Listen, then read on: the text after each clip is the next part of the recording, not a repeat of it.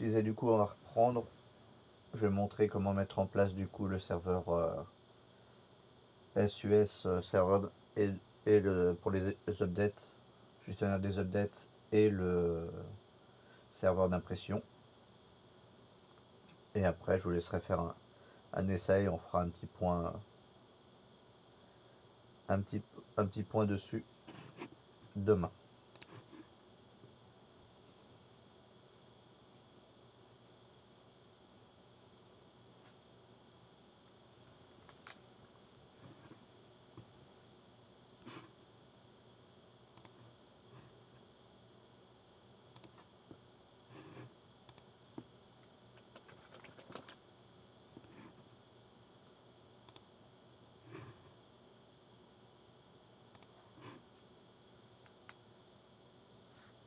On va voir un petit peu qui j'ai.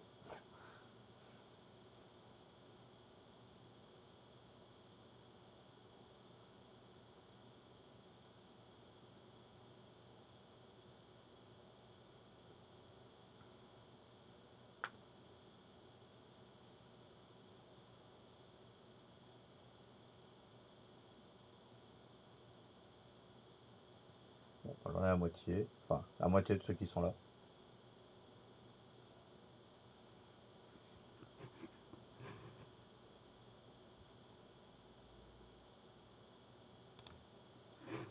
Ok. Donc pour ça,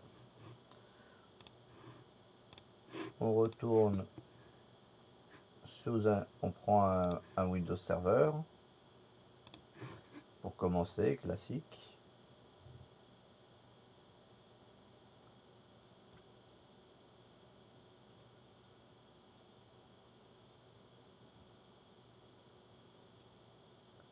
Et du coup là on va lui mettre trois rôles. Le rôle AD, le rôle WSUS et le rôle serveur d'impression.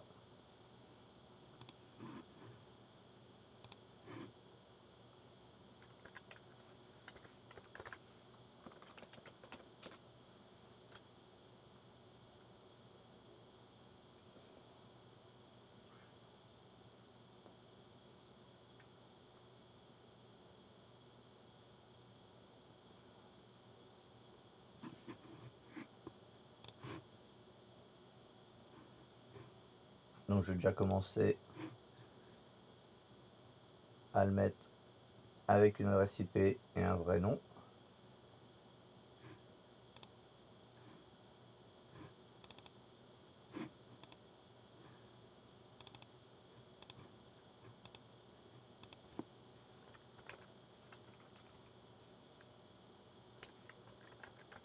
Euh,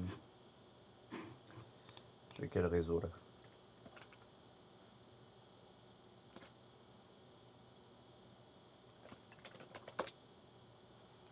Le réseau, d'accord.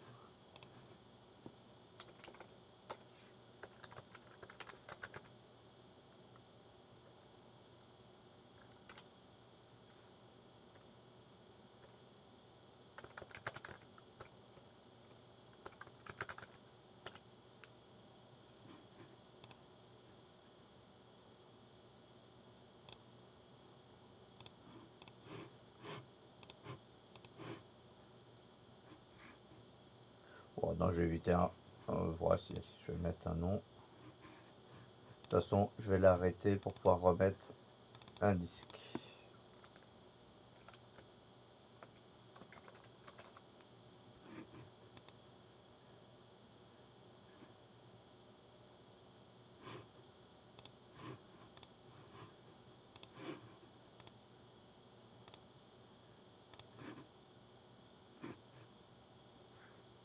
Comme ça, je vais pouvoir mettre un disque à chaud. Enfin, à froid plutôt.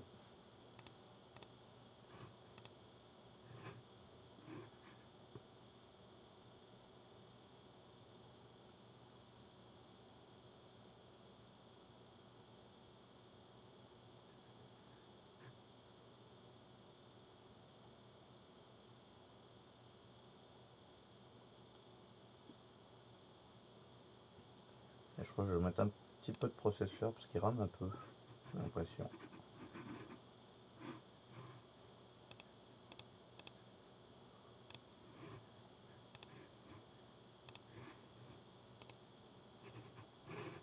J'ai oublié le disque que je voulais mettre en premier.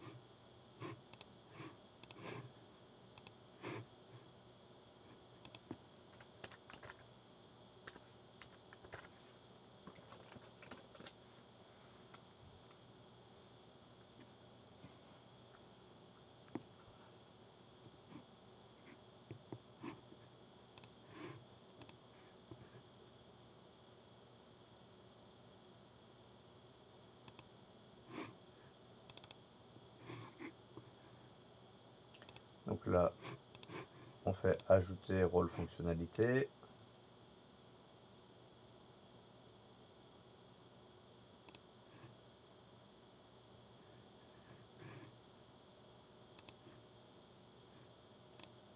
On n'a qu'un serveur. Donc on met la DDS. On va mettre le service WSUS.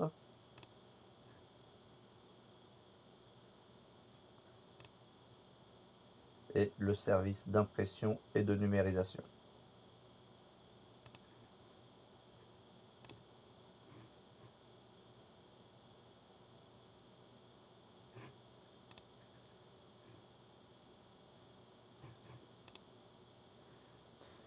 Là, on laisse juste ce qu'il a coché par défaut.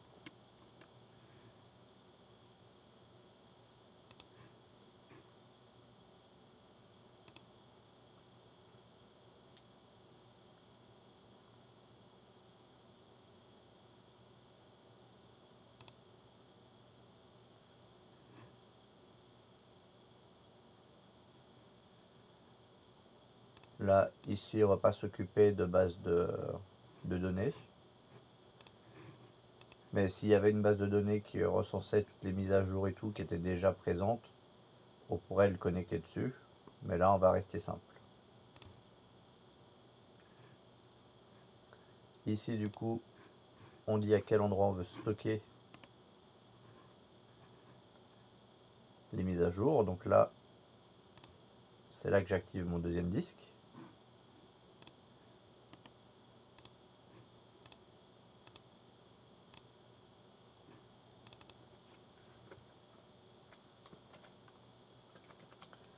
WSUS.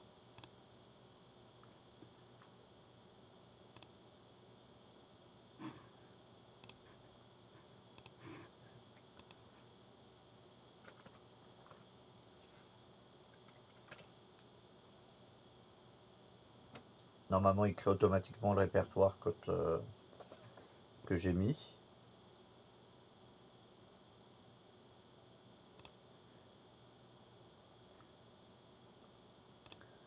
Ici, automatiquement, il a besoin d'installer le rôle de gestion Internet, de serveur Internet. Donc, on va laisser juste les options qui laissent là. On va pas rajouter d'autres.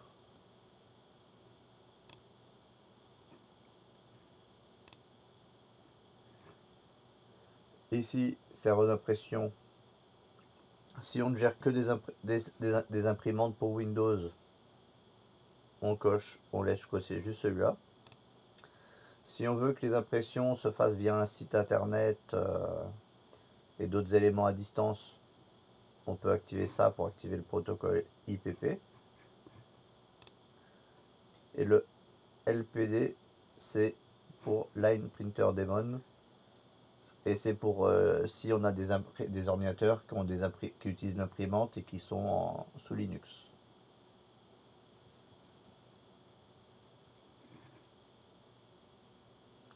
Mais ici, on n'a que on va utiliser que du Windows, donc. Mais voilà, il existe aussi la capacité de gérer aussi des ordinateurs qui sont sous Linux pour utiliser les imprimantes partagées. Bon, redémarrer si nécessaire. Comme on n'est pas en production, il n'y a pas de problème.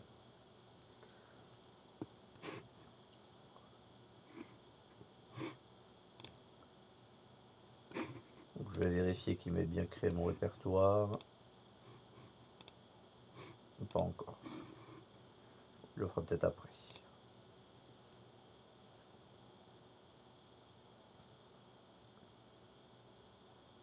Comme le programme est juste en train d'être installé, il n'est pas encore lancé.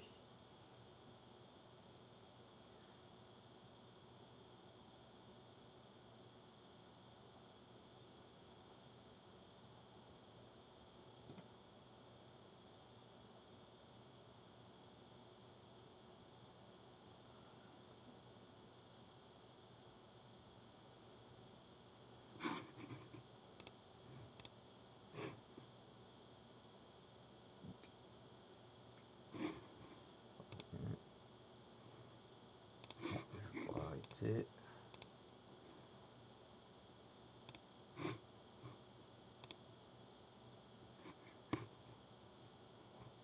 Lui, ça marche. Ok.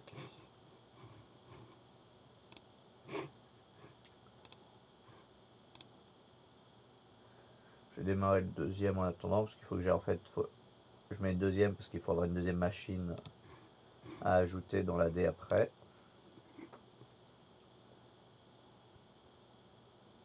Et donc je vais la redémarrer. Là j'ai juste pris un autre Windows Server pour aller un peu plus vite, c'est tout. Mais après ça fonctionne avec les différentes versions d'ordinateur.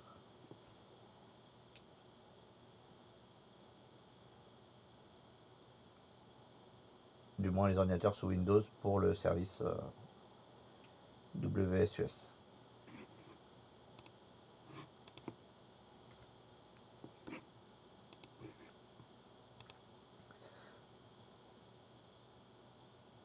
Donc pour rappel, quand même, du coup le service WSUS va permettre de gérer toutes les mises à jour de tous les postes qui sont reliés au serveur.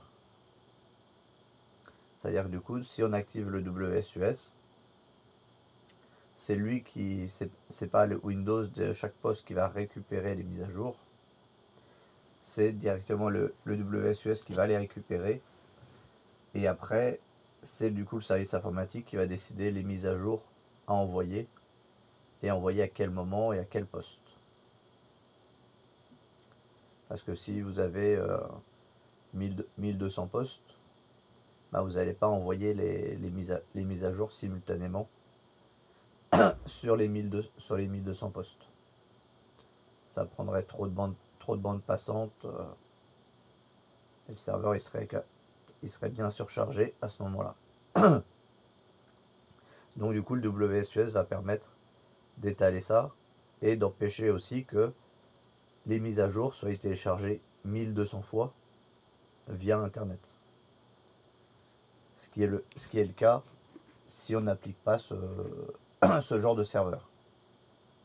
Parce que par exemple chez vous, quand votre ordinateur se met à jour, il va chercher les mises à jour directement sur internet.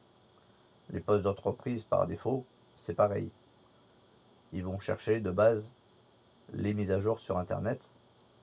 Donc plus il y a de postes, plus il y aura du coup de bande passante d'internet qui sera téléchargée et qui sera utilisée. Donc c'est pas forcément l'optimum. Surtout si vous n'avez pas forcément une connexion énorme derrière.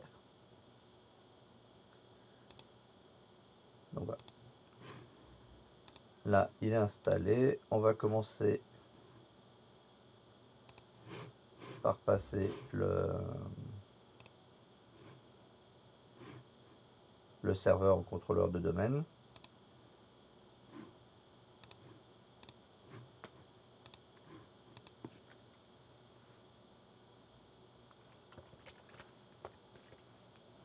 Ouais, je vais mettre ça pour changer un peu.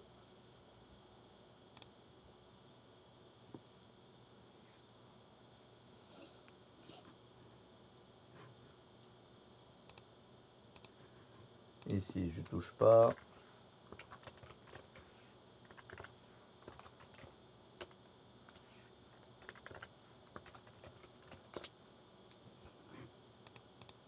La délégation, on s'en occupe pas, il n'y a pas d'autre DNS.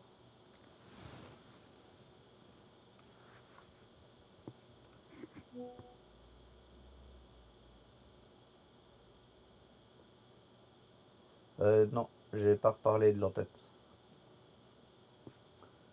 Je sais pas exactement.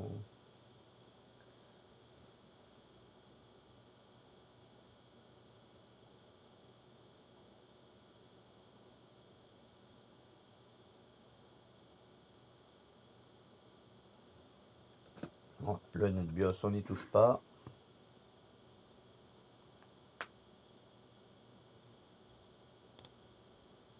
Les répertoires pour les bases de données, on n'y touche pas.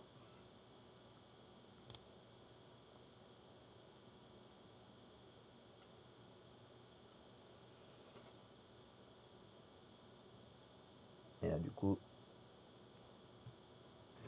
il n'y a pas de souci, donc on peut installer.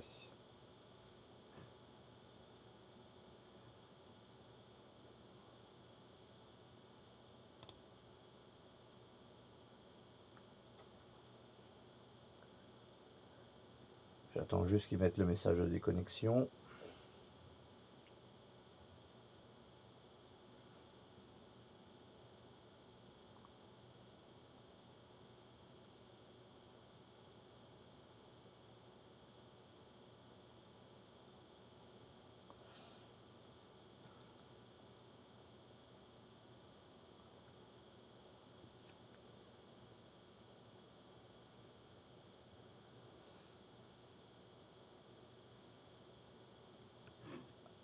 Ici, on voit l'avancée.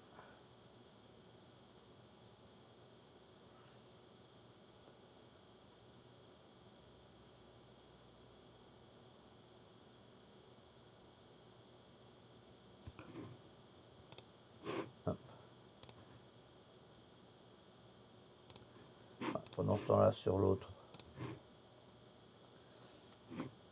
je vais lui donner un nom.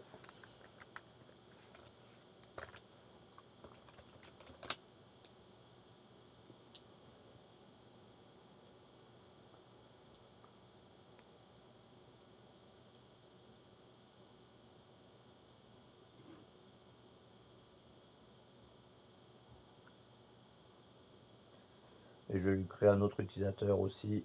Je vais mettre en admin du domaine au besoin pour la suite.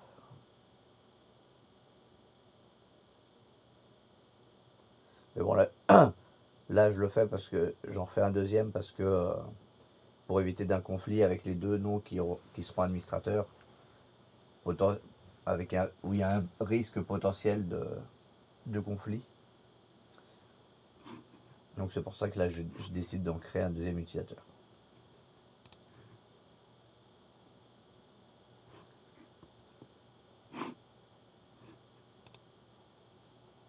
Donc du coup comme il y en a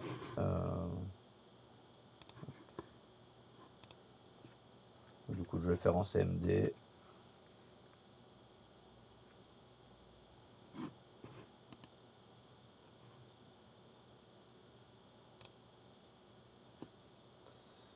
Donc net user client 1 2 3 soleil /add.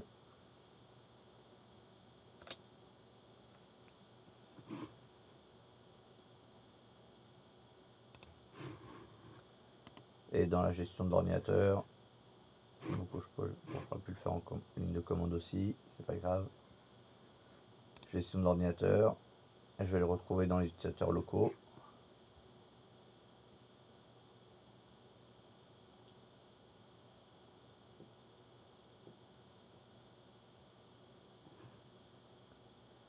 Ici.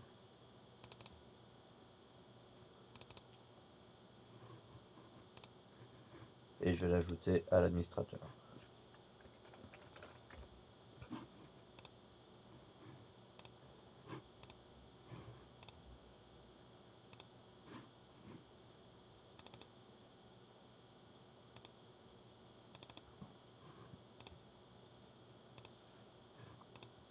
Il n'y a pas admin du domaine pour la bonne raison que pour l'instant il n'est pas dans le domaine.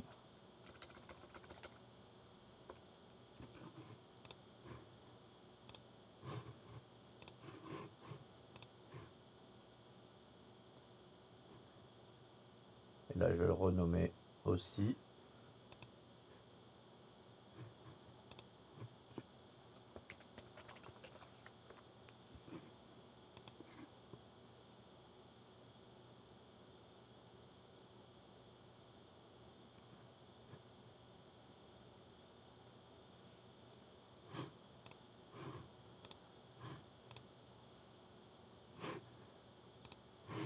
Et pendant ce temps-là, l'autre a terminé.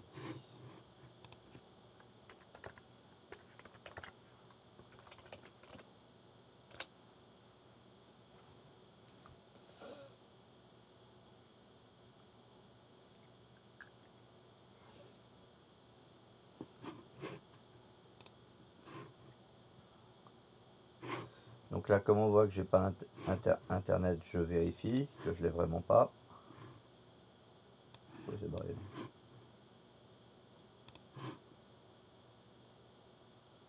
Parce que par contre, pour le WSUS, il va falloir absolument internet pour y aller, pour que ça puisse fonctionner. Du moins sur un serveur WSUS. Si vous avez plusieurs serveurs WSUS qui vont permettre de répartir la charge, il n'y a besoin que d'un seul qui ait internet et les autres iront récupérer à partir de ce serveur-là les informations.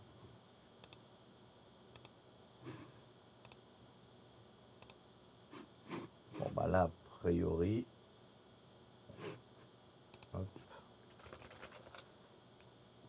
j'ai bien internet. Bon, c'est l'icône qui déconne. Ok. Donc maintenant on va s'occuper AWSUS. Donc ici il nous signale une alerte. Donc je lance les tâches de post-installation.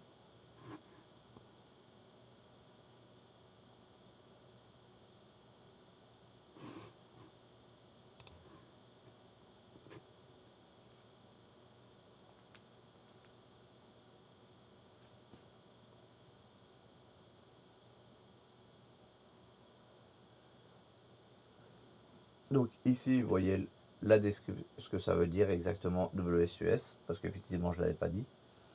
Windows Server Update Service.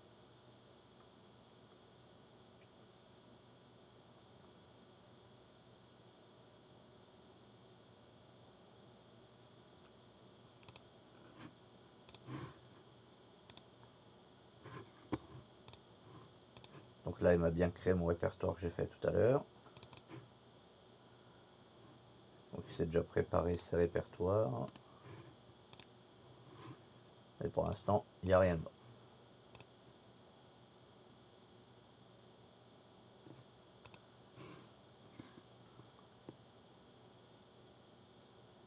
Bon, on laisse tourner pour l'instant.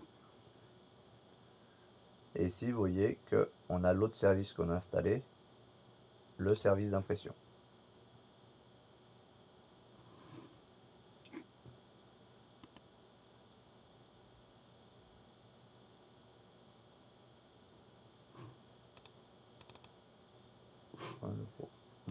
Il n'y a pas de raccourci pour celui-là à partir d'ici.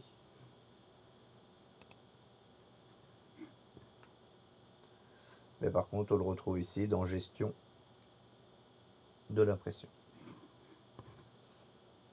Avant ça, je vais créer 2-3 utilisateurs dans le domaine.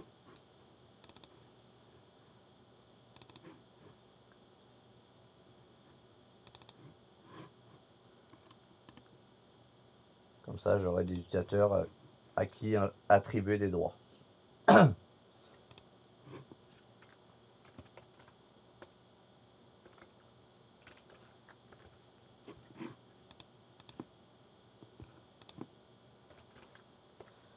User 1.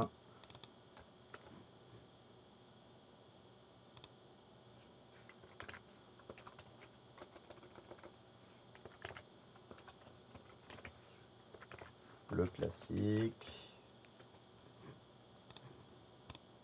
Pas besoin de le changer. Là, je vais le copier.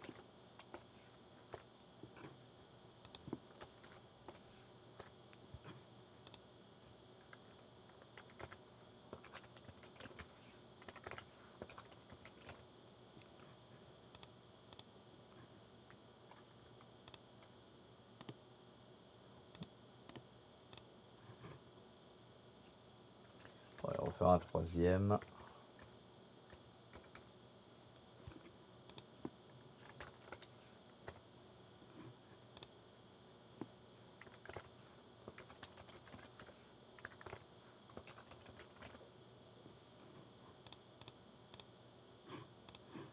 Ça, c'est fait. Alors, lui, il a fini pendant ce temps-là de se préparer. Donc, on va repartir sur lui, du coup. Donc, voilà, le WSUS. Un clic droit, service WSUS.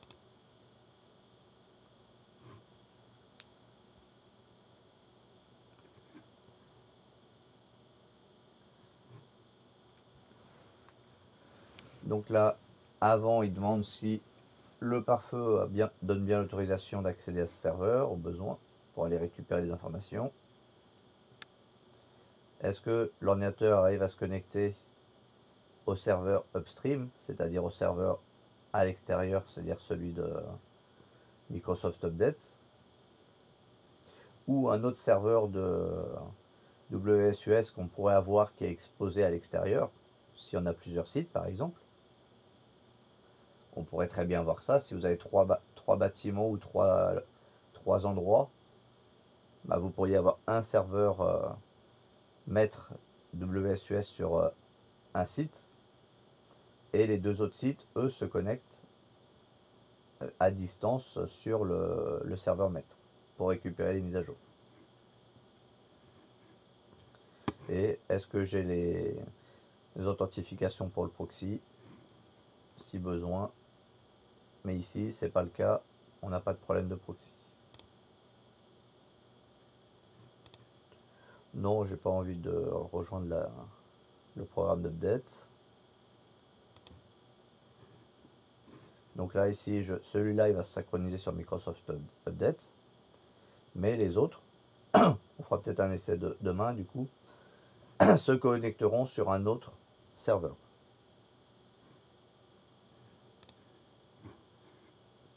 Et après on détermine si on veut du SSL ou pas.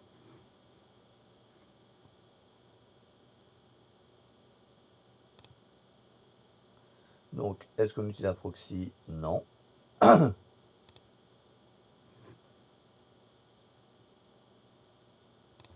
Et là du coup on fait Start Connecting.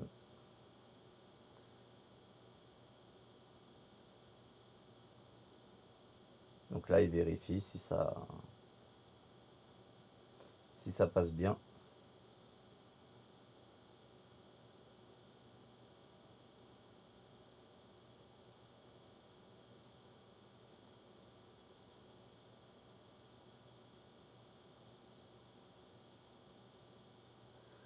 Donc je crois que c'est quand même assez long cette partie-là.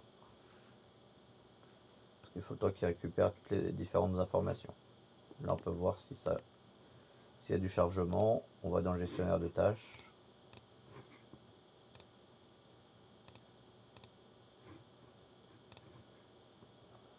Bon, on voit que là, il n'y a pas de téléchargement en cours. Si, un petit peu.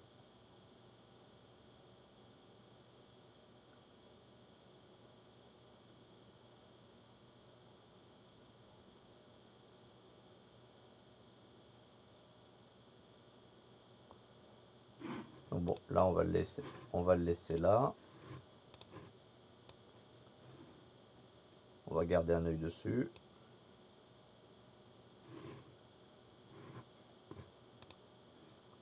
Mais en tout cas, il travaille.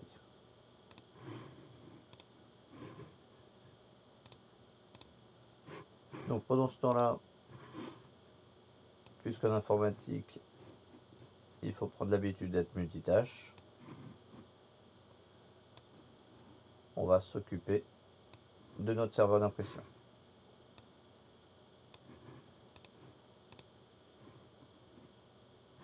Donc du coup, outils et gestion de l'impression.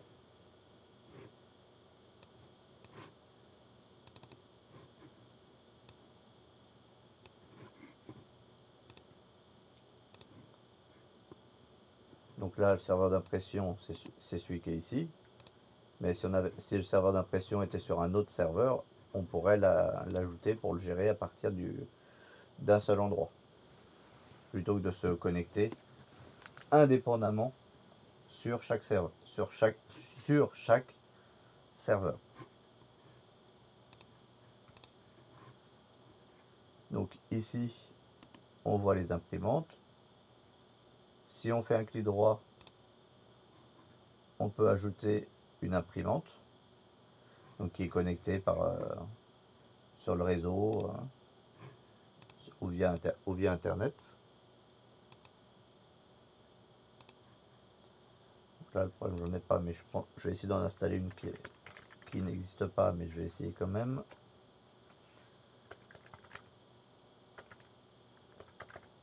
Je suis pas sûr qu'il va vouloir. Normalement, il va me dire non.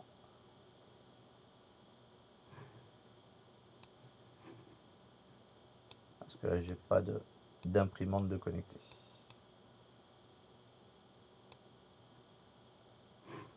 Sinon, bon, on utilisera les deux qui sont déjà là.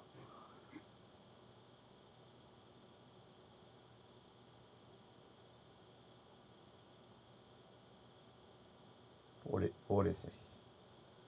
Mais le principe, c'est déjà de mettre du coup les différentes imprimantes dans le serveur, qu'elles soient connectées,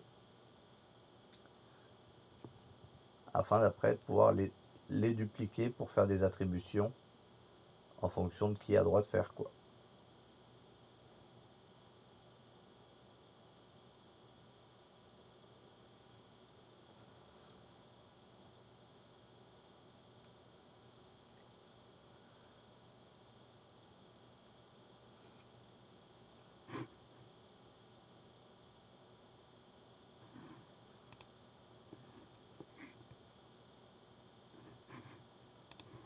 On dit que c'est une carte générique.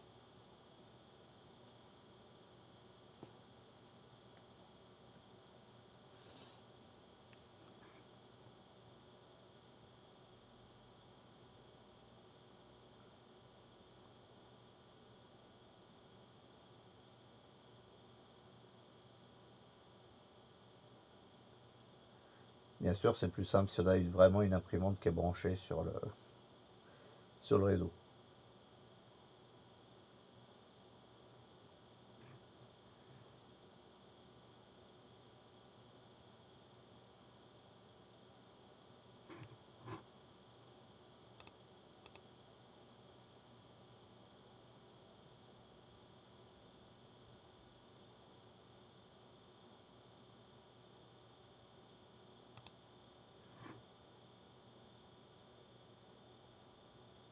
Pendant ce temps-là, l'outil continue à faire je sais pas trop quoi.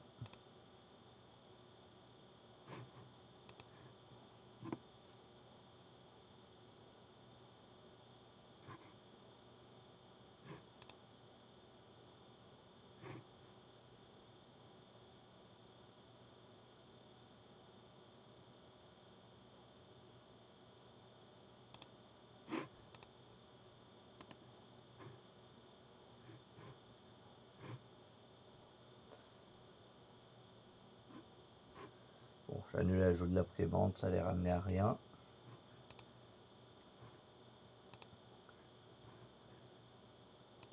Donc ici, vous retrouvez les différents ports qui sont utilisés par les imprimantes. Donc avec leurs adresses IP et tout. Mais du coup, il se peut que des fois, si jamais l'imprimante change de port ou d'adresse IP et qu'elle répond plus, des fois vous allez être obligé de rechanger le port ici pour que ça refonctionne. Donc du coup, c'est pour ça que c'est intéressant d'avoir le menu avec tous les ports.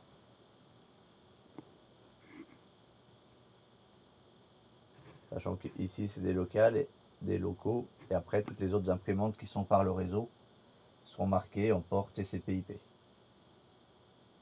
Et du coup, il conviendra d'adapter le numéro de l'imprimante, l'IP de l'imprimante, si jamais elle devait changer, en fonction de comment vous avez fait comment ça a été fait, si c'est du DHCP, les imprimantes, ou si elles ont été mises en adresse fixe. L'idéal reste autant que possible de mettre en IP fixe.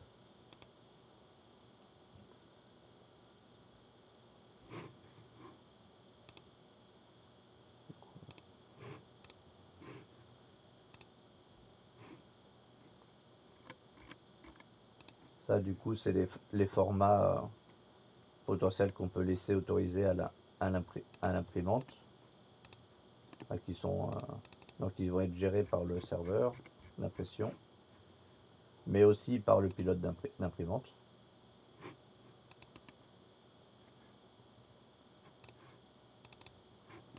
Donc ici, on peut ajouter aussi directement des pilotes pour que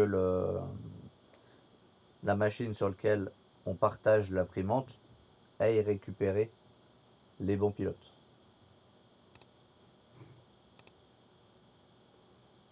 Là, je vais pouvoir faire une démonstration. Je vais aller chercher un pilote.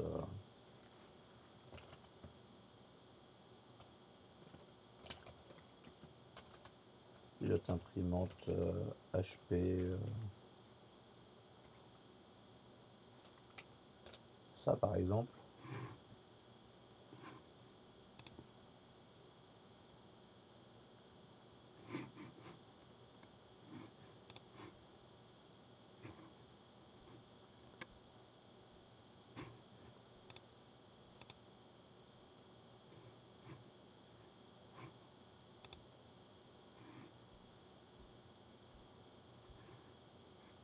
Configuration imprimante, non. Version complète des pilotes, oui. Voilà, pilote de base. Parce que j'ai pas besoin de tout le reste.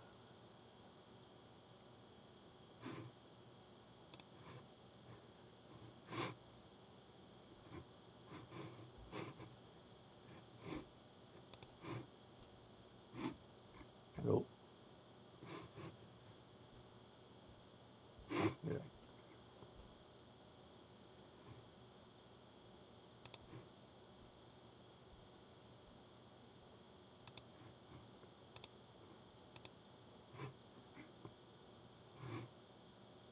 Donc là, j'ouvre le fichier et va l'extraire.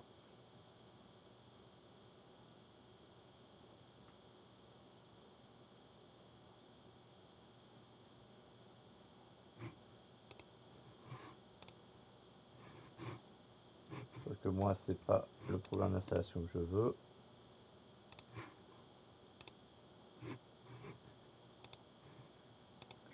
Donc, dans ces cas-là, des fois, quand vous avez le fichier exe comme ça, si vous faites un clic droit et que vous avez 7-zip, que bien sûr, j'ai pas sur celui-là,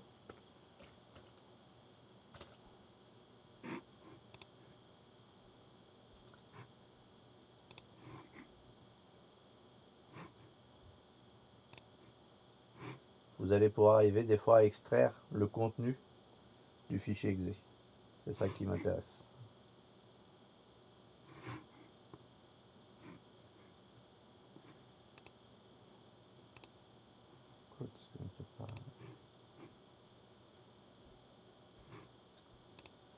Pourquoi il a décidé de ramer là?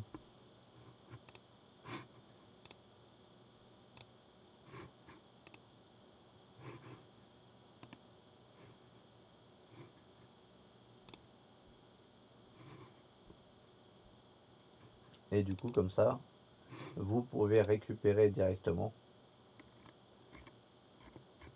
la vue avec les pilotes. Donc ajouter un pilote.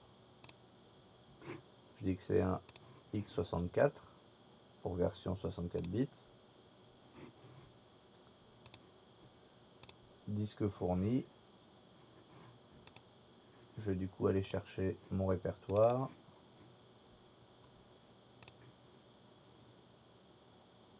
Et là je choisis, je crois que c'est celui-ci le mieux. De toute façon c'est pour faire un essai.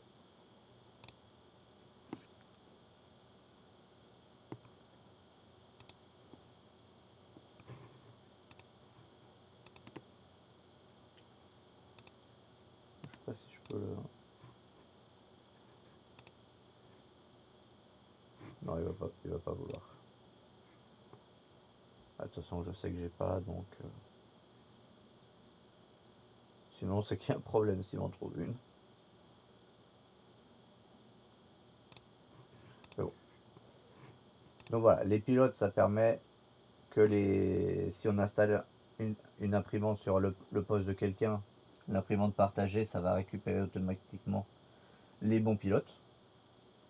Ça évitera d'éventuellement, ça peut éviter de se retrouver avec des pilotes génériques et tout, qui des fois ils peuvent manquer de certaines fonctionnalités.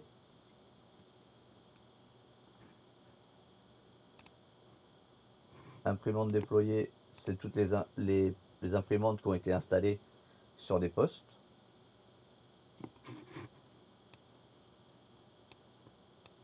Et après on verra à qui c'est affecté. Mais voilà. Sinon, comment ça se gère? Parce que l'important c'est ça, c'est de comment gérer. Donc déjà d'avoir les pilotes qui vont bien pour que quand on ajoute l'imprimante partagée, tout fonctionne bien. Après en fait vous prenez l'imprimante,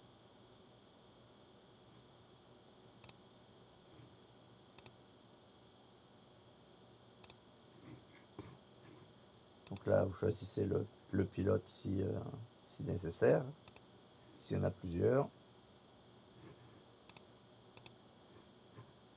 Ici vous réglez la gestion des... Non, voilà. Déjà vous choisissez les préférences. Par exemple celle-ci, elle imprime du A3, du A4.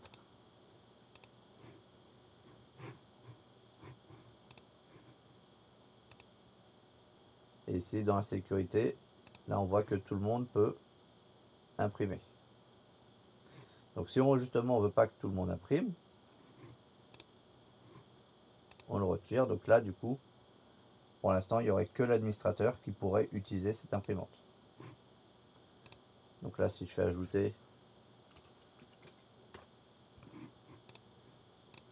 user 1,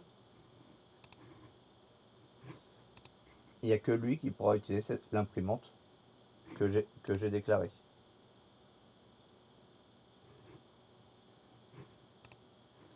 Et après encore, il ne pourra pas la gérer, il pourra que imprimer. Pareil pour supprimer les fichiers dans la file d'attente, il pourra pas. Il pourra vraiment qu'imprimer. S'il y a un problème, que le fichier se bloque ou quoi, il pourra pas le supprimer. Donc des fois ça on peut l'indiquer. Et ça va utiliser du coup les pilotes, les programmes les paramètres par défaut de la pression. C'est-à-dire que si la première imprimante était détectée, déclarée qu'elle faisait de la couleur, du A3 par défaut, ça va utiliser ces paramètres là par défaut.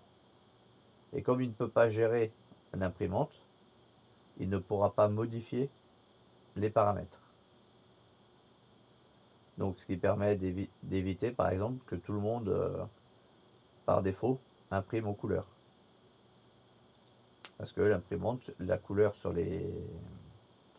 ce qu'on appelle les mopieurs, peut coûter cher. Donc est-ce que quelqu'un serait me dire déjà qu'est-ce que j'entends par mopieur?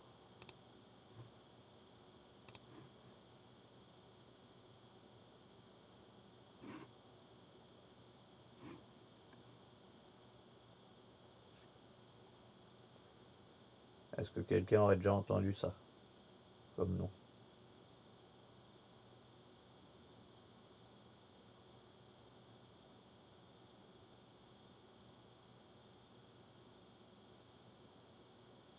Après, si vous avez déjà bossé un petit peu, normalement vous avez déjà vu souvent dans les boîtes, c'est pas des petites imprimantes qui sont posées sur chaque bureau si on veut imprimer.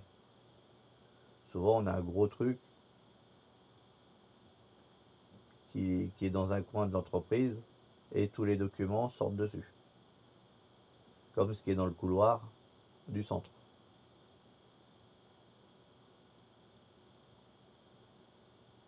Et en fait on appelle ça mopieur parce qu'en fait c'est multifonction. Parce qu'il peut imprimer, il peut faire des photocopies, il peut faire des scans. Donc c'est pas juste un photocopieur. Ça serait juste un photocopieur s'il faisait les photocopies, qu'il n'était pas relié au réseau pour pouvoir imprimer d'ailleurs. Et qu'il ne pouvait pas forcément faire de scan. Donc en fait souvent on appelle ça des photocopieurs ou quoi, mais en réalité, ou des imprimantes, mais en réalité leur nom c'est des mopieurs.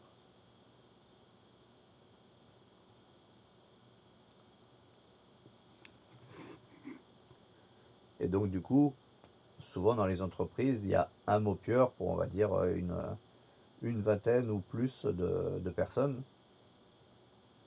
Et donc du coup ça va desservir plusieurs services. Et du coup c'est le gestionnaire d'impression qui va nous permettre de gérer ça. Parce qu'en fait du coup on va ajouter plusieurs fois la même imprimante. On va faire les réglages de l'imprimante pour les paramètres qu'on veut par défaut.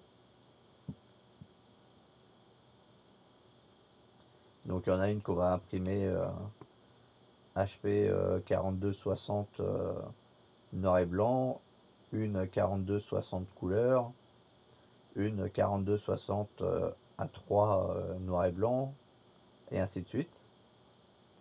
Et du coup sur chaque imprimante, est-ce que je peux l'ajouter ça? On va rajouter une ici.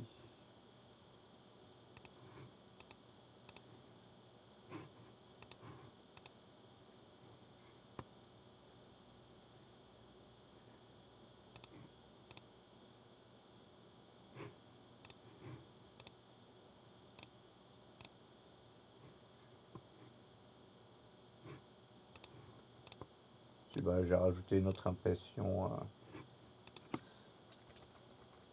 à côté avec les pilotes que j'avais chargés.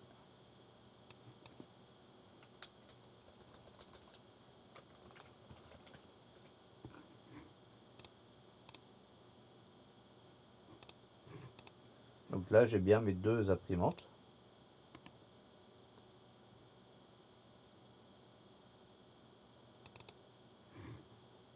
Donc je vais dans les préférences. Ici je dis que celle-ci est en noir et blanc. Que le niveau d'impression c'est du brouillon.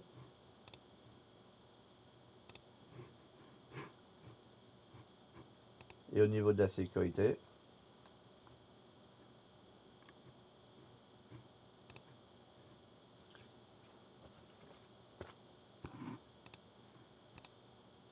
c'est user 2 qui va pouvoir l'utiliser. Il va l'utiliser que du coup en brouillon. Et je pourrais rajouter aussi user 3. Bien sûr, c'est compatible avec les groupes. Si jamais vous avez des groupes qui sont et que vous savez que déjà les employés standards, bah, ils ne peuvent pas imprimer aux couleurs, vous ajoutez le groupe employé standard directement à la place de chaque utilisateur individuellement. Donc comme ça, rapidement, vous pouvez gérer. Et éventuellement, on peut donner la gestion de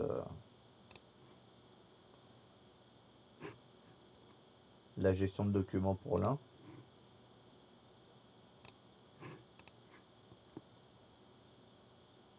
Et après, celle-ci, bah, du coup, c'est la couleur. Au niveau de la sécurité, on retire tout le monde.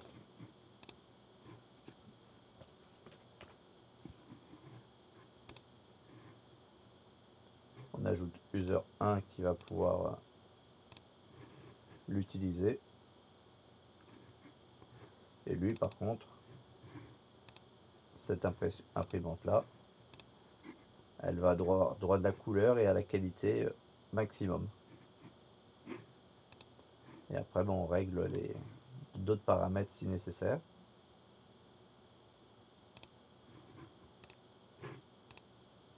Et comme ça, il aura que lui qui aura droit.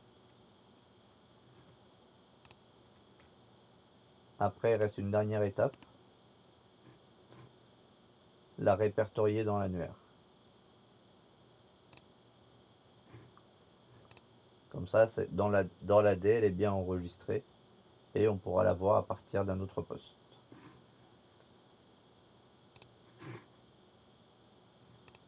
Vous n'avez toujours pas fini là? Couper le pare-feu, j'ai un problème de pare-feu ou pas?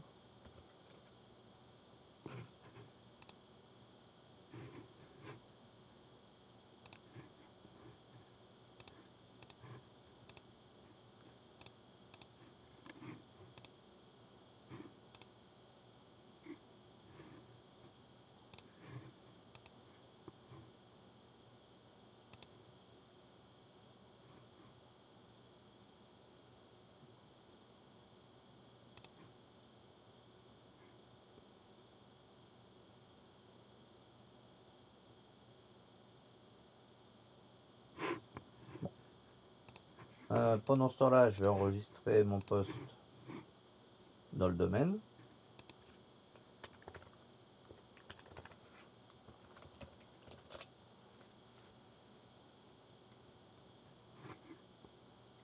Donc c'est un serveur, mais la procédure est la même. Ça change pas.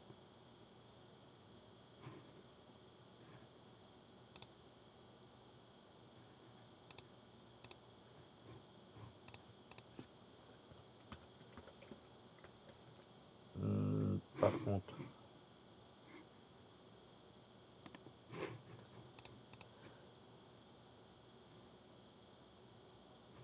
il est en DHCP, mais comme on n'a pas fait de DHCP sur l'autre, du coup le DNS sera pas bon.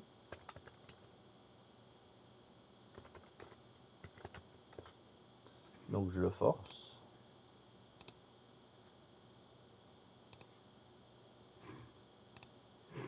Parce que donc pour rappel, si vous n'avez pas le bon DNS qui connaît les informations du serveur que vous voulez rejoindre, vous ne pourrez jamais rejoindre le domaine.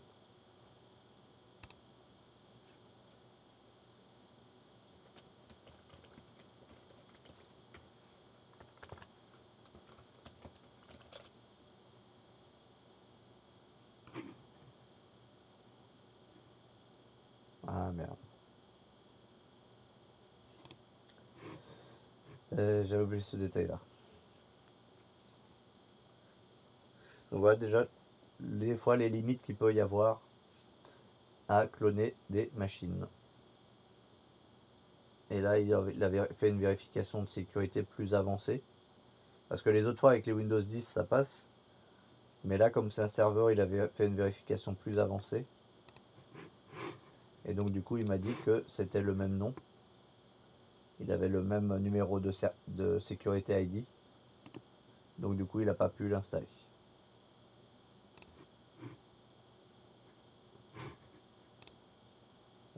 on va se réinstaller rapidement Windows 10. Et pour aller plus vite, je vais le faire en mode...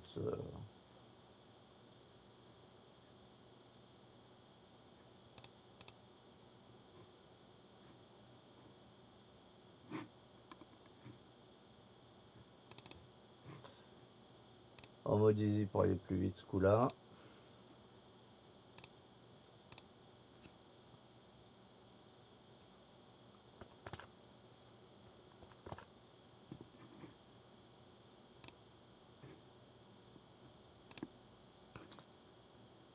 Je sais que j'ai pas mis de clé.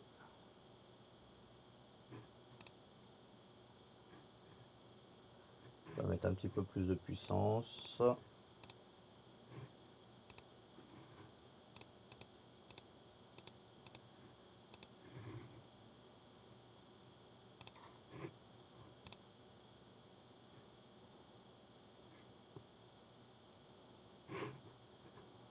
Voilà. Alors du coup, pourquoi l'autre ne veut pas là? Connecté. Ah si, c'est bon.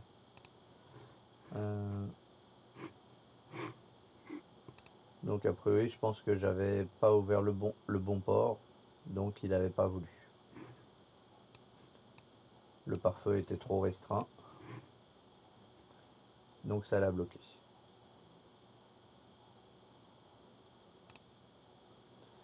Donc ici, ensuite on choisit pour quelle langue on veut télécharger les mises à jour. Donc du coup là, on va choisir que French. Mais on pourrait choisir les langues pour plusieurs versions. Si on utilisait plusieurs langues de Windows ou si on utilisait une autre langue que celle de base. Ou qu'on est sur un serveur qui va distribuer sur plusieurs pays dans le monde qui utilisent plusieurs langues. Dans ce cas-là, on peut choisir ce qu'on veut. Donc évitez de cocher ce bouton-là par contre, pour télécharger toutes les langues et les futures nouvelles langues. Parce que sinon ça va prendre vraiment beaucoup de place.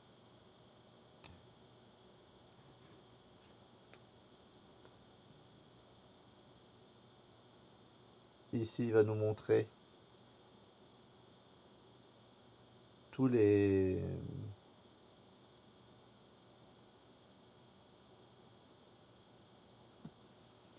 produits pour lesquels on peut télécharger des mises à jour. Donc après, on va aller chercher les Windows. Mais après, c'est tous les produits qui existent, reconnus par Windows. Par exemple, pour la synchronisation avec des fichiers avec Azure, pour les mises à jour de la barre Bing.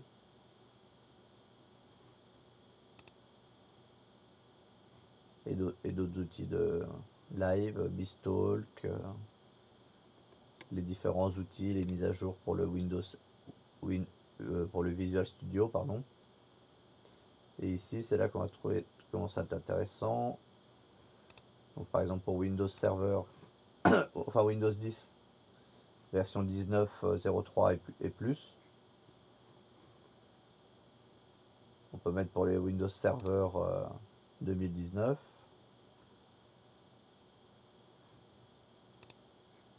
Ça, je pense que c'est pour la version 2022. On va voir ça. Ici, si on tape Win vert, ça marche aussi pour les serveurs. 21H2, donc ça c'est pour les serveurs 2022 et plus. Donc là on est en 21H2, donc on fait partie de plus, de l'Ether. On peut télécharger aussi les mises à jour pour Exchange, si on utilisait Exchange. Pour du coup un peu tout comme produit qui pourrait exister sur le marché et qui pourrait être potentiellement déployé dans l'entreprise.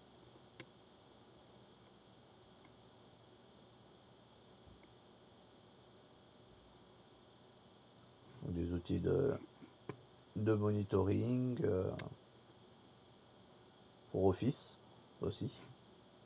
Par exemple, là, on pourrait télécharger les mises à jour d'Office qui passeraient par le serveur WSUS pour les différentes versions d'Office. On peut le faire pour PowerShell, pour les serveurs SQL,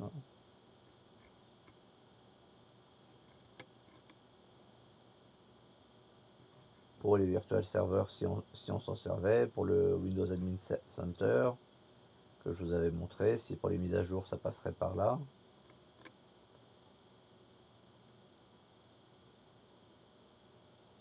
Et ici pour Windows, on peut dire par exemple les trucs de Microsoft Edge, on peut les gérer.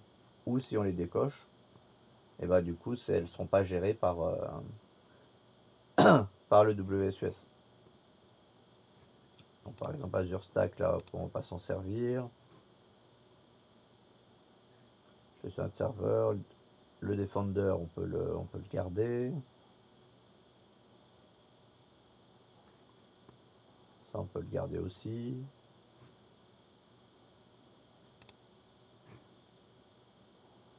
Le DP bar, je sais pas ce que c'est exactement, donc bon, on va retirer des trucs, c'est pour faire un essai par exemple.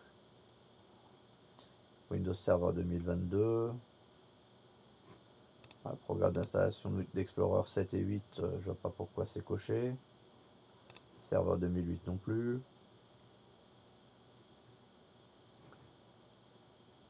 Les clients de type S, pas besoin non plus. Là, les pilotes donc on peut choisir.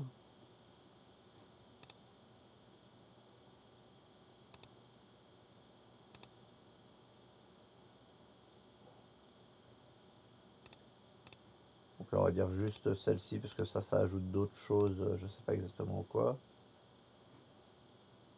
Donc après, on choisit en fait ce qu'on veut pour installer. Là, par exemple, tout ce qui est version S, je le fais pas parce que je sais que je vais pas avoir de Windows 10 version S dans le serveur. Enfin, dans le réseau, je veux dire.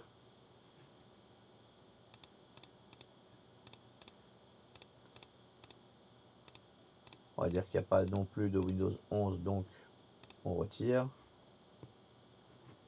Pas la peine, par exemple, il n'y aura pas de Windows 7, Windows 8, il n'y aura pas tout ça. Donc c'est pas la peine de les récupérer. Mise à jour du dictionnaire à la limite, pourquoi pas. On va pas récupérer les mises à jour ici de Insider. Insider, c'est le programme bêta.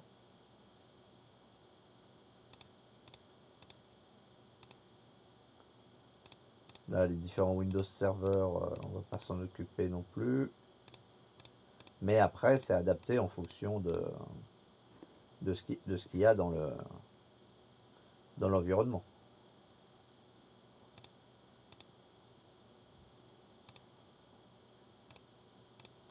Windows Vista, on s'en occupe pas. Windows XP non plus.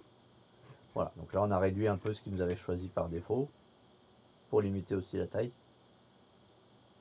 Si vous avez un doute après sur qu'est-ce que fait quelque chose, ici c'est marqué, il y a un petit détail éventuellement qui peut vous aider.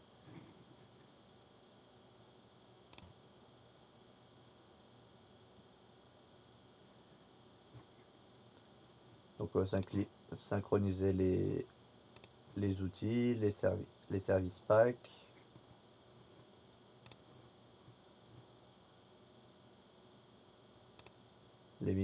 Toutes les mises à jour.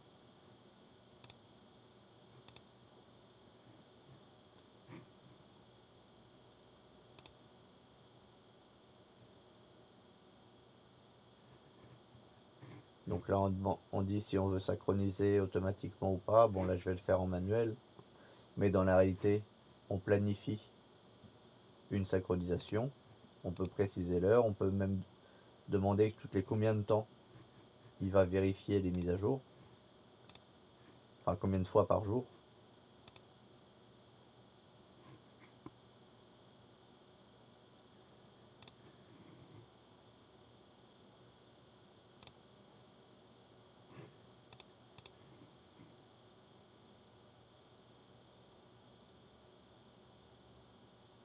Et là, du coup, je vais lancer la synchronisation.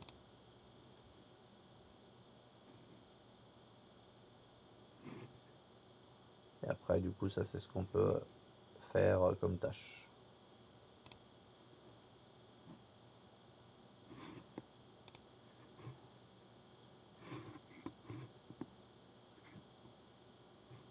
Là, il est en train de charger. Si on va ici,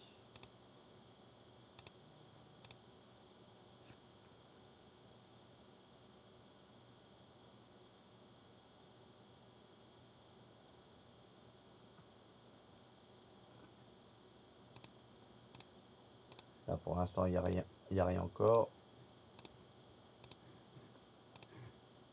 Ici, tous les ordinateurs, bah, c'est là qu'on verra les ordinateurs qui sont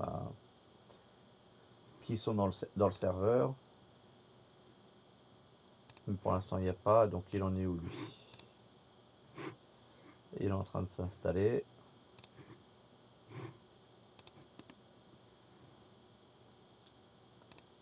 Street Server, ça serait justement les autres serveurs WSUS qui seraient sur le réseau.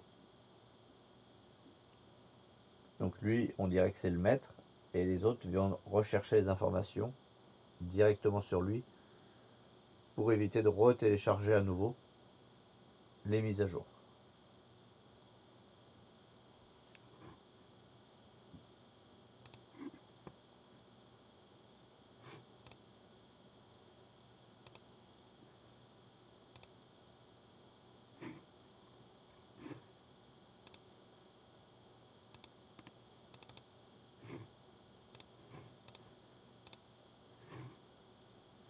Voilà. Donc là, il est en train de synchroniser. Là, après, il y a des... Du coup, synchronisation, c'est là où vous voyez l'état des choses. Donc ici, bah, elle est en train de se faire. Et après, bah, les rapports, vous pouvez voir... bon, pour rajouter un morceau. Mais potentiellement, vous pouvez voir les différentes choses qui se sont passées, si ça s'est bien passé, les mises à jour.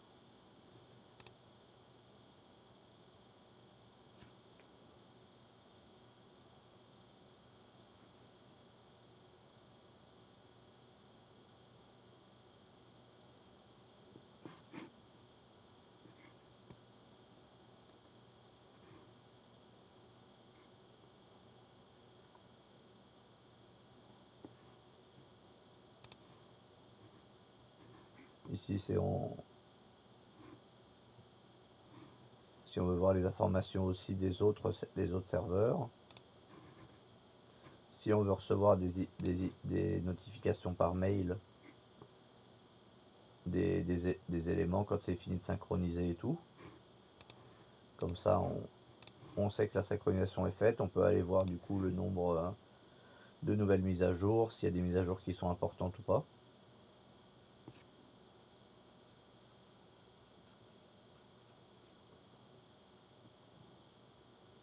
Donc là, c'est pour nettoyer certaines vieilles sauvegardes.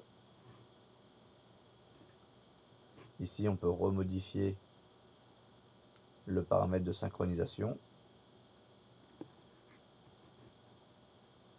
On peut ici revenir dessus sur la liste des produits pour remettre des nouvelles classifications et remettre d'autres produits, ou en retirer si besoin.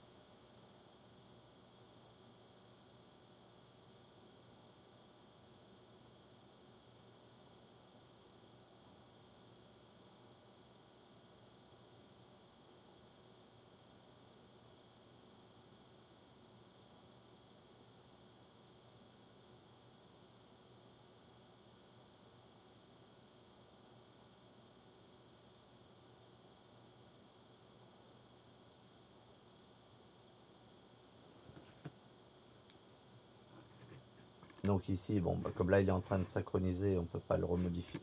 On pourrait pas sauvegarder, mais on peut reprendre à n'importe quel moment. Ici, on peut remodifier le port pour la source.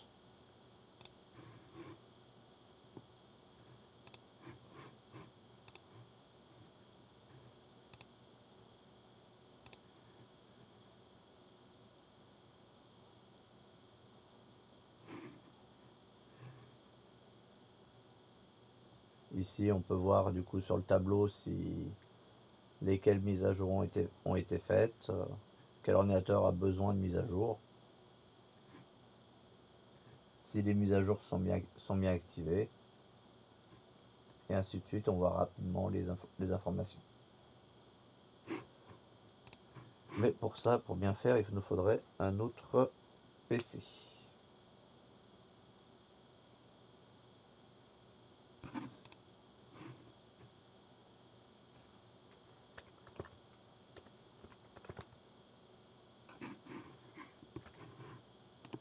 Donc on va le mettre sur le bon réseau.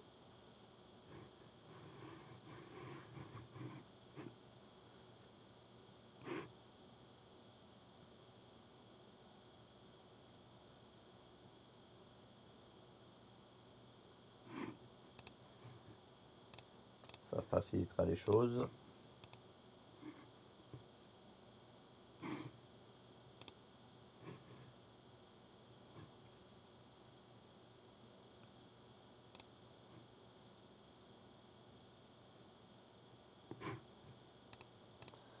Et on va pouvoir aller l'enrôler.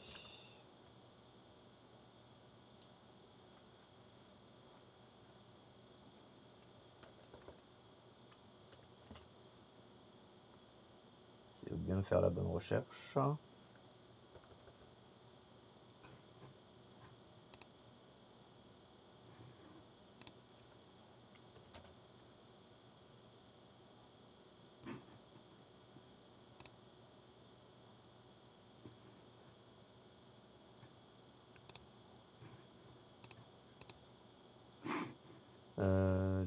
Du coup, non, faut que j'aille le rechanger. Mon DNS.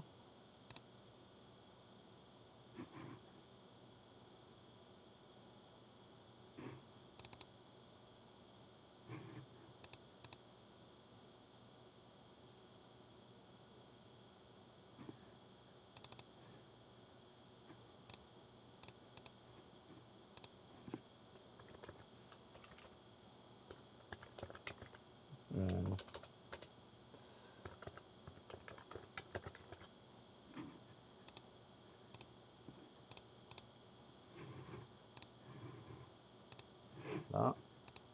Donc, update.rf.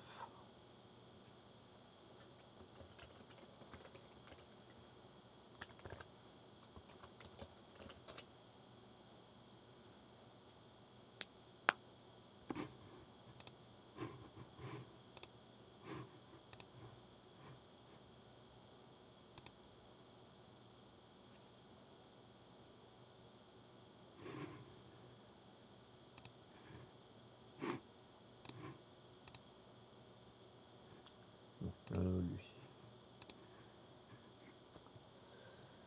Est-ce qu'il aura déjà chargé les choses ou pas si je l'arrête? Bon, je vais le laisser encore quelques minutes. Est-ce qu'on voit s'il fait des choses?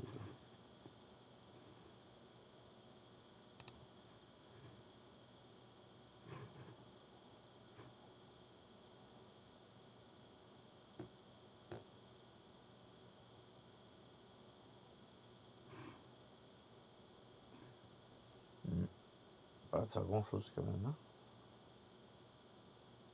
globalement.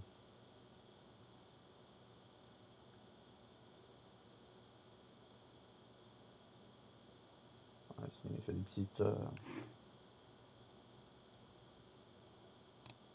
Bon, je crois que ça avait été assez long la première fois quand j'avais réessayé l'autre fois. Donc bon, on va voir. Lui, il a démarré. Logiquement, je peux utiliser.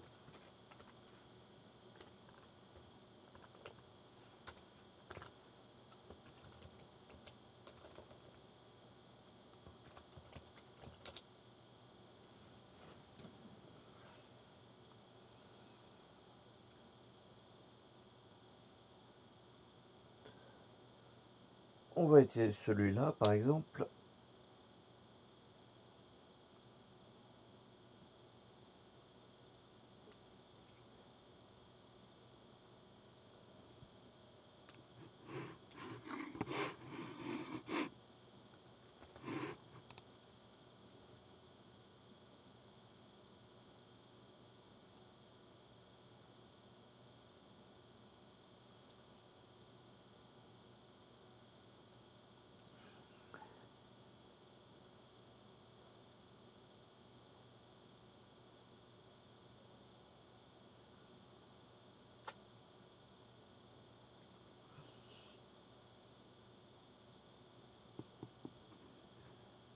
Bon, celui-là, je vais pouvoir l'éteindre.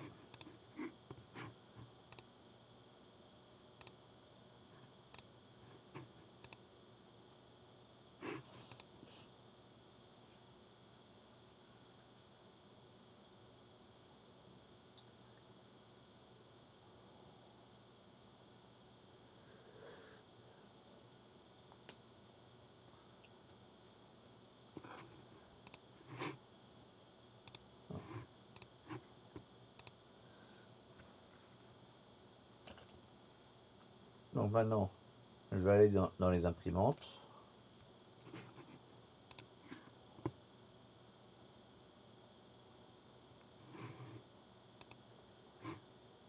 Alors déjà, quand vous installez un ordinateur et que la personne a plusieurs imprimantes,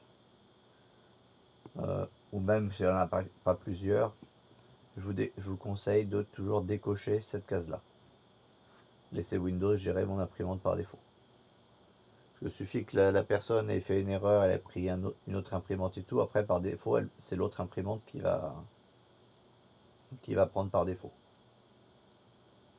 Donc, du coup, si c'est une imprimante, par exemple, elle n'a pas l'autorisation d'imprimer, et bah du coup, il n'y aura rien qui va sortir, elle va vous envoyer un ticket en disant mon imprimante marche pas. Et en fait, c'est parce que du coup, il y avait cette option-là qui était cochée,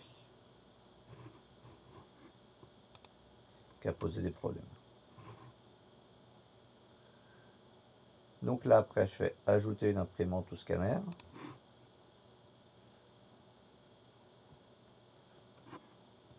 Ici, on voit que du coup, il a bien trouvé les deux imprimantes qu'on a ajoutées tout à l'heure.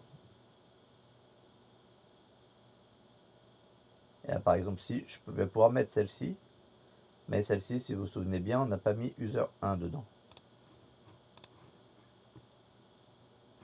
Voilà. Donc là, il me dit que j'ai pas le droit de l'utiliser directement parce que je suis pas dans la liste. Donc ça montre bien que ça a fonctionné, la gestion de sécurité. Ah, du coup, je vais mettre l'autre.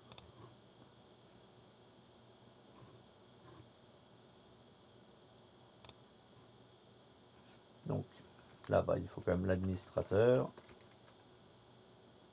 pour aller récupérer les pilotes.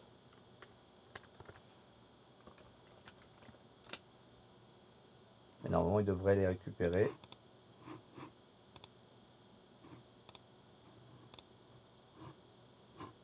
Oui, je sais.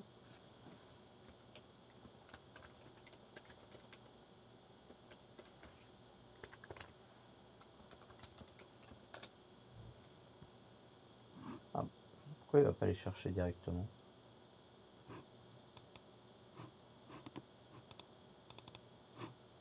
Parce que je n'ai pas mis le gérer l'imprimante, mais normalement, il aurait dû...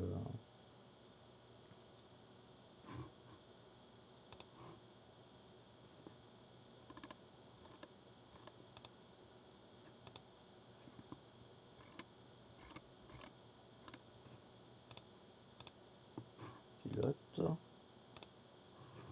Ajouter. Mais du coup... Ouais, mais normalement, il aurait dû les chercher directement sur l'update.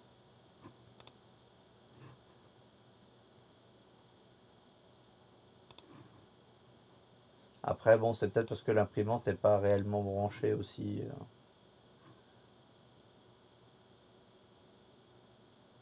Qui peut déconner. Et je fais ça.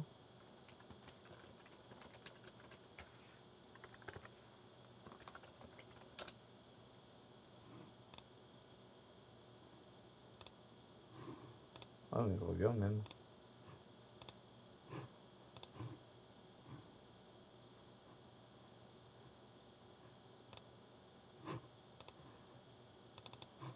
Ou alors c'est dans le serveur que j'ai oublié de cocher un truc.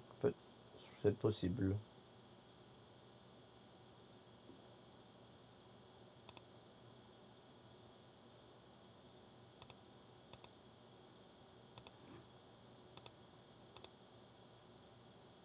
Ouais, l'administrateur il est bien sur tout.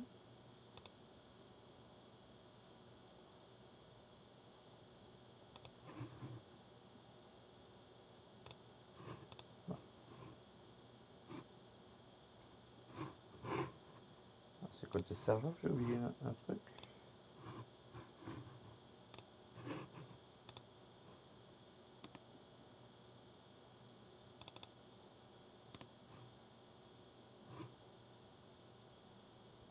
Ah, parce que j'avais pas mis sur partager, je pense.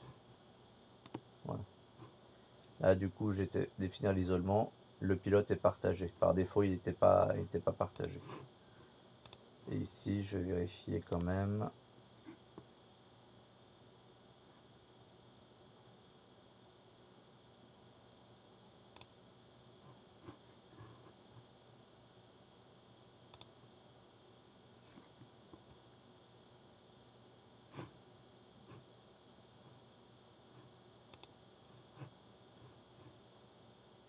Attends, au moment il a bien coché ces pilotes là, donc normalement ça devrait être bon.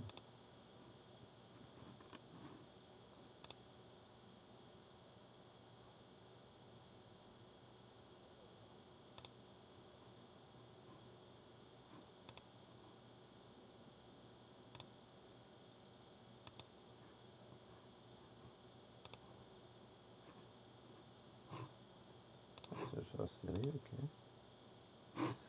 Alors, du coup on essaye.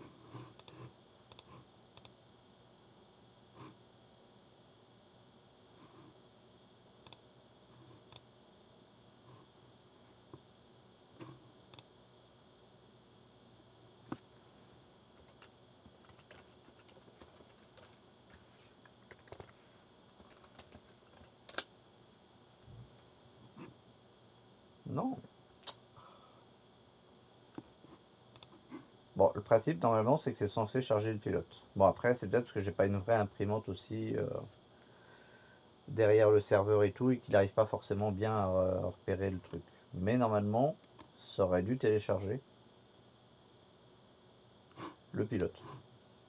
Parce qu'ici je peux l'ajouter mais du coup ça va ajouter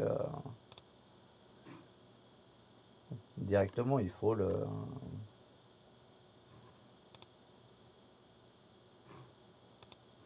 Du coup, il faut le pilote, il faut aller le télécharger, quoi. Donc c'est pas le but. Normalement, il aurait dû aller chercher directement. On allait chercher localement, hein. Mais je sais que ça marche. J'ai déjà fait, j'ai déjà vu. Donc normalement, ça aurait dû. Bon. Réessayer. Est-ce qu'il fallait pas exporter la liste? Non, je peux pas le redémarrer. Les imprimantes, non.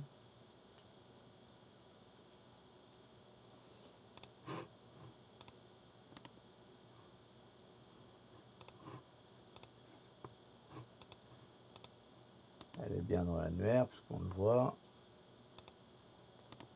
Les autres, de toute façon, elles sont par défaut. Non, je vois pas pourquoi il veut pas.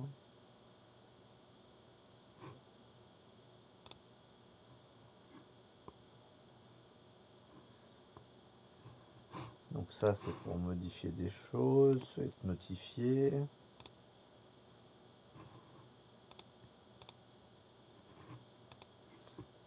Le pilote il est bien là.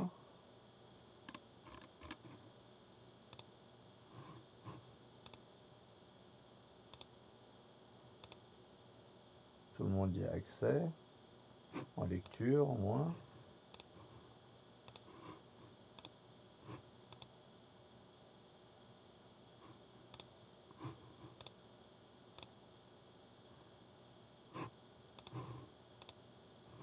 Si je fais ça, il va aller me rechercher les mêmes. Ou alors il n'a pas reconnu.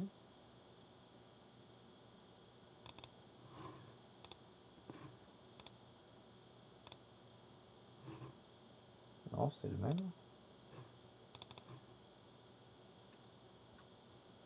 Bon, je pense que c'est parce que j'ai pas l'imprimante, la vraie imprimante derrière qu'il n'a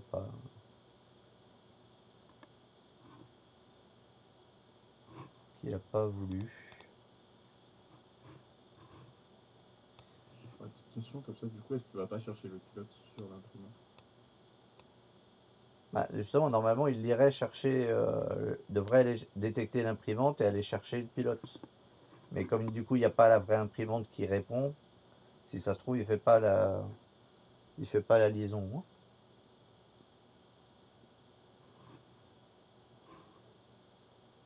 Et du coup, voilà, pour en revenir au formulaire de tout à l'heure, là, on peut ici supprimer des...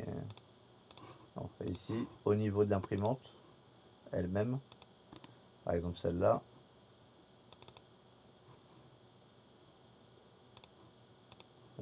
J'avais les formulaires tout à l'heure. Et j'avais pu déterminer quel formulaire je voulais utiliser pour la taille. C'est imprimante virtuelle PDF Creator. Laquelle, celle-là là? Cette imprimante ou c'est une imprimante à rajouter? Imprimante virtuelle PDF Creator. Juste, lorsqu'on fait impression, C'est prime fait dans le pas PDF. impression, c'est juste transforme Ouais. en PDF. Oui, c'est celle-ci là. Mais celle, ouais, après, ce qu'il faut que je la Elle est de supprime. base sur tous les Windows. Ouais, ce qu'il y a, c'est que celle-ci, elle y est Non, déjà. non, c'est pas Windows, c'est Ah, une autre logiciel. ouais, je vois ce que tu veux dire. C'est.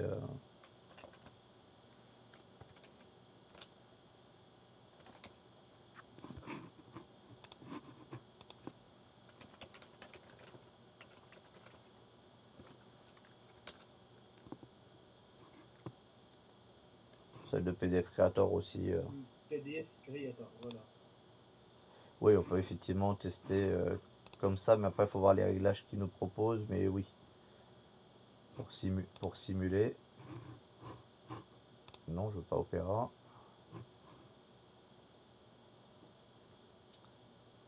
Parce que oui, ce logiciel PDF Creator va permettre de rajouter une autre imprimante virtuelle que celle qui est par défaut. Une couverture, on va mettre en bas là.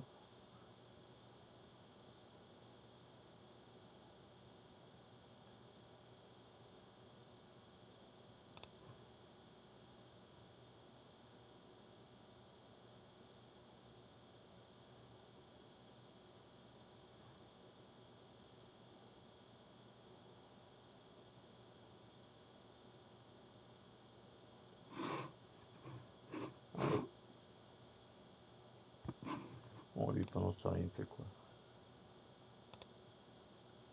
L'impression toujours pas grand-chose.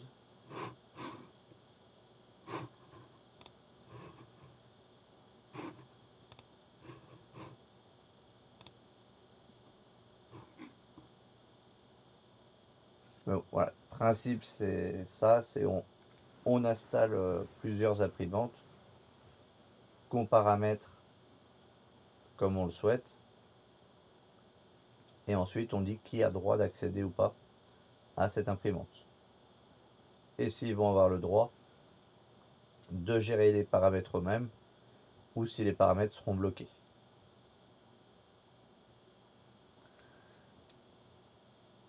Parce qu'effectivement, surtout, souvent, c'est ce qui fait changer, c'est le droit à la couleur ou pas. Ou aussi, pour forcer le recto verso. Si l'imprimante fait le recto verso, on force le recto verso pour imprimer deux fois moins de papier, du coup.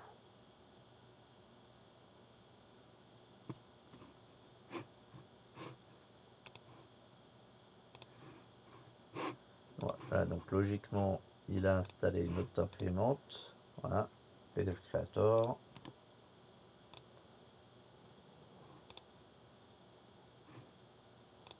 Je réinstalle une qui utilise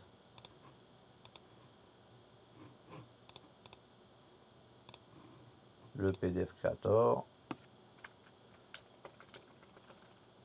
Donc par exemple, je vais l'appeler User 2. Du coup, je dirais que celle-ci, elle est utilisable que par l'user 2.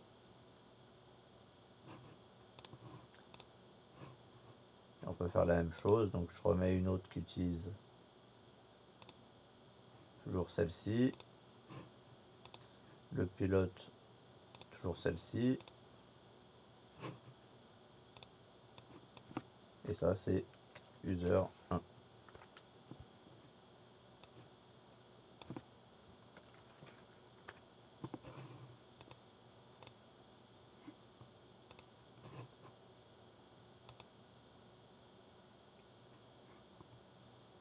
Là, ici, du coup, le user 1.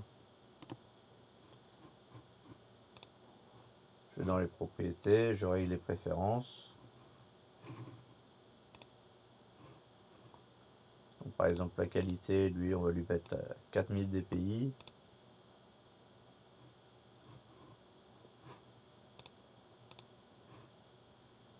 Et du A3, par exemple.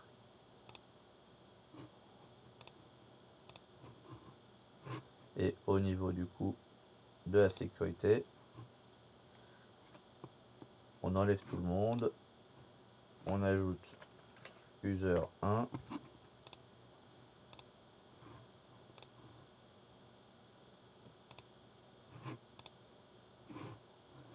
et si on retourne sur notre poste,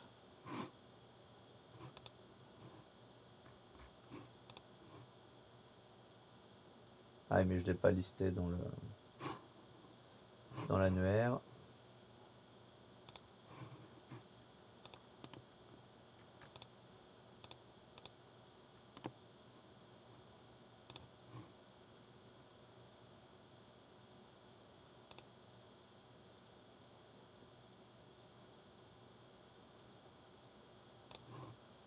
Bon, celle d'origine il n'a pas voulu, mais normalement les autres il a voulu. Je refais un test. Voilà.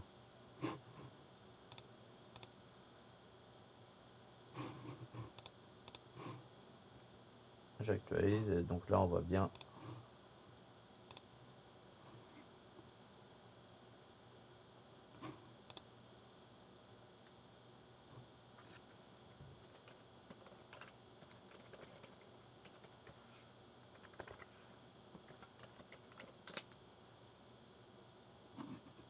Bon, il a décidé de m'embêter.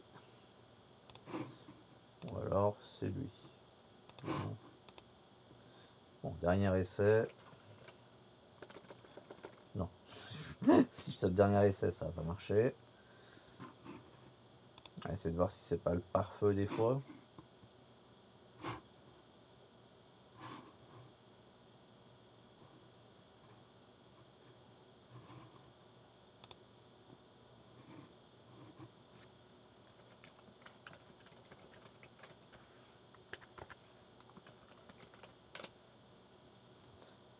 Mais bon, normalement, ça devrait passer à travers, quoi. Il n'y a pas de...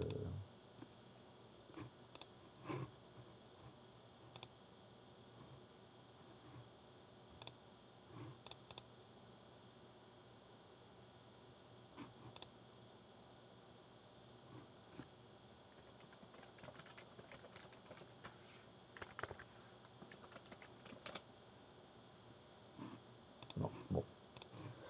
Ok. Mais bon, sinon, pour le principe, est-ce que c'est compris pour le... pour le principe de fonctionnement et d'utilisation.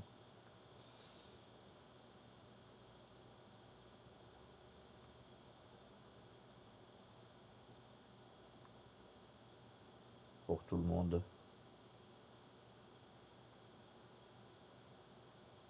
Ok. Bon, de toute façon, on va faire la pause. Vous allez essayer de remettre du coup un serveur, un Windows 10, et de refaire un essai là pour l'imprimante pour voir si ça fait la même chose. Pour faire un exercice, essayez de lancer aussi le WSUS, voir si vous il arrive à télécharger des choses. Je vais le laisser moi je vais le laisser de mon côté jusqu'à la fin de la pause. Et je vous dirai en fonction de s'il a téléchargé ou pas, s'il a pu récupérer quelques mises à jour pour finir. Donc du coup, ben là, je vous laisse faire la pause et du coup utiliser un serveur, un Windows pour mettre le serveur d'impression et le WSUS, au moins la première partie. De toute façon, je reste dans le coin, je vais lancer les signatures là dans quelques minutes. Comme ça sera fait.